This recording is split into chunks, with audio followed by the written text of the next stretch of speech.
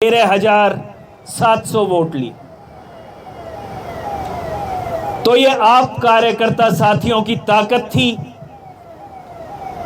जिससे आज आम आदमी पार्टी का अगर टक्कर कही जाती है तो बीजेपी या कांग्रेस से कही जाती है। आज सबसे बड़ी खुशी की बात है कि आप सब कार्यकर्ता साथियों की बदौलत आम आदमी पार्टी पलवल, होडल और हतीन तीनों विधानसभाओं में बहुत मजबूत संगठन बनाए हुए हैं। आज हम लोग एक अत्यंत आवश्यक मीटिंग के लिए इकट्ठे हुए हैं। मीटिंग का मुख्य एजेंडा जो हमारी हर गांव तक टीम पहुंची, हर गांव में हमारी कमेटी बनी, आज संगठन को और भी आगे उससे भी ज्यादा मजबूत करना है, गली और बूथ के लेवल तक। उसी पे सभी साथियों को हमें चर्चा करनी है। साथ साथ हरियाणा की 90 विधानसभा सीटों पर इलेक्शन लड़ने के लिए हमारा क्या विजन होना चाहिए, हमारे गांवों में क्या कमियां हैं, हमारे घोषणा पत्र में क्या क्या गारंटियां होनी चाहिए। जैसा कि माननीय अरविंद केजरीवाल जी ने दिल्ली में गारंटियां दी और सारी पूरी की, पंजाब में गारंटियां दी, सारी पूरी की। आज हरियाणा में सरकार बनाने की बारी है। सभी साथियों से अनुरोध है कि एक एक करके जो भी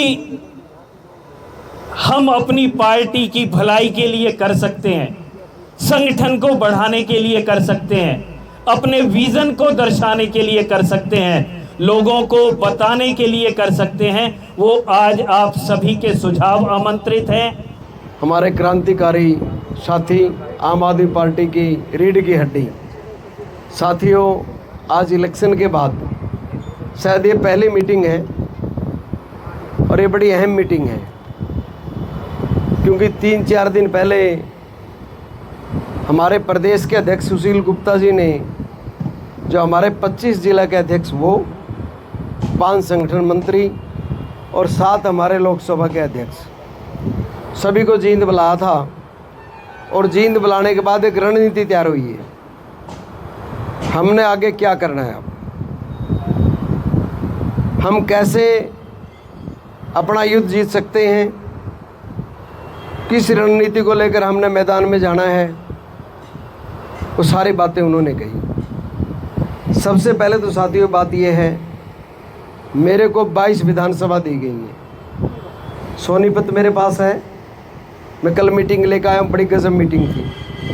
मीटिंग में कम से कम भी 150 आदमी थे। रात को फरीदाबाद मीटिंग ली, वहाँ भी 150 थे।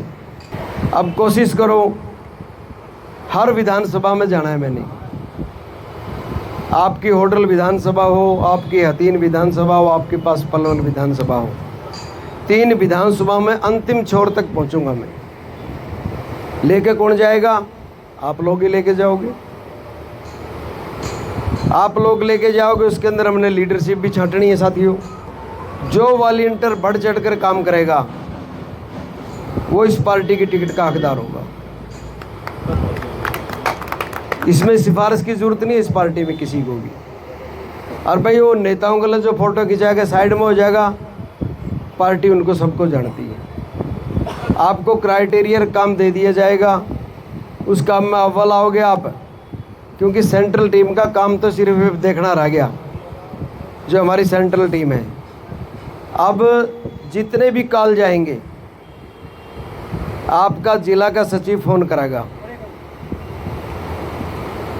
उसकी मेन जिम्मेवारी है। और जो आपके यहाँ लीडरशिप है उसको जिला अध्यक्ष फ़ोन करेगा।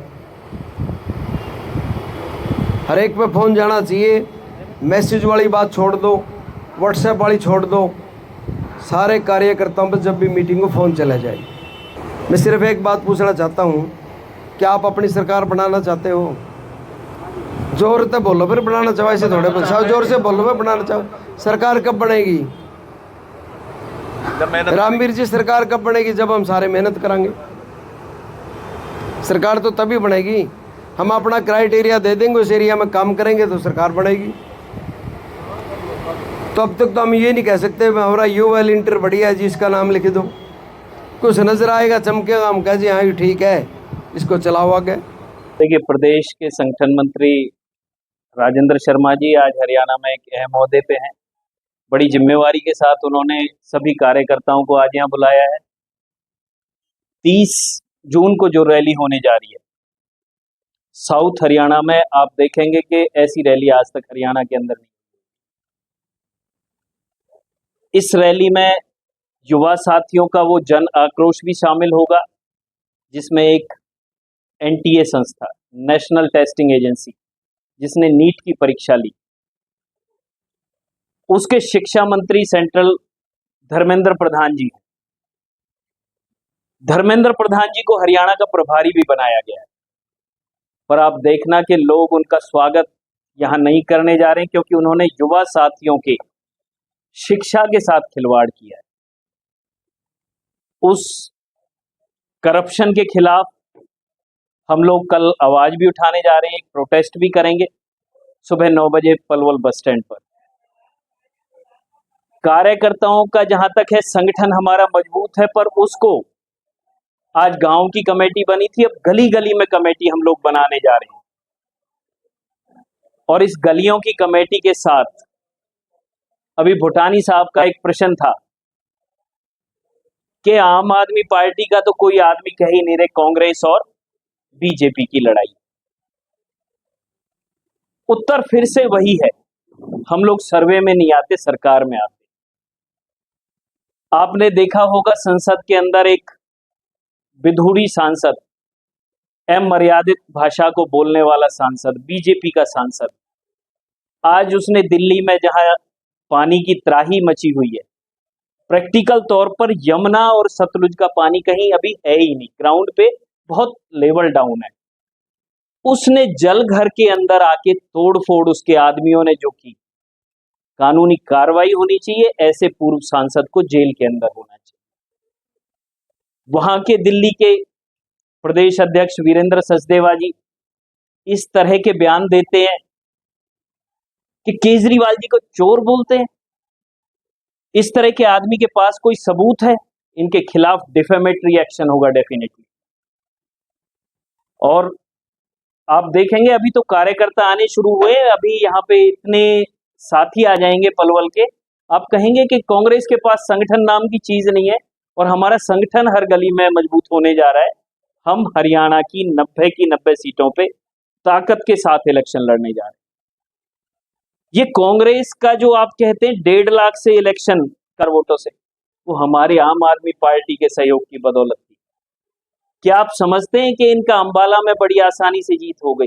आम आदमी पार्टी का कार्यकर्ता आत्मा से और दिल से काम करता है, दिल से गठबंधन धर्म को निभाया है हमने। इस वक्त का तकाजा यही है कि 90 की 90 विधानसभा सीटों पे संगठन को मजबूत करेंगे, इलेक्शन की तैयारी करेंगे। आगे सुप्रीमो का जो आदेश होगा, माननीय अरविंद केजरीवाल जी का जो आदेश होगा, उसको हर कार्यकर्ता मानने के लिए तैयार है। बिल्कुल बिल्कुल। आपके पास आपका प्रश्न बड़ा शानदार है। हुड्डा कौन है? भूपेंद्र सिंह हुड्डा है कौन? अरे नेता प्रतिपक्ष ऐसे तो बहुत हो जाते हैं, उनका राहुल गांधी जी से हमारा अलायंस है, हुड्डा जी से कोई अलायंस नहीं है। हुड्डा जी ने अलायंस किया होगा तो शायद खट्टर साहब से किया होगा, जहां बेचारे नए लड़के दिव्य बुद्धि राजा को इलेक्शन उन्होंने लड़ा दिया। उसका एक तरह से पॉलिटिकल उन्होंने हत्या करने का काम किया है। हुड्डा जी ने अपने बेटे पुत्र मोह में दीपेंद्र हुड्डा को जिताने के लिए कंप्रोमाइज किया करनाल की सीट का। उस खट्टर का, जिसका पूरे हरियाणा में विरोध था, सीएम पद से उसको हटाना पड़ा, जो कोंडल गांव के अंदर ये कह के गया था कि बिजली 24 घंटे नहीं मिलेगी, आज ऐसे नाकारा खट्टर को ऊर्जा मंत्री भी बना दिया है बीजेपी की सरकार ने।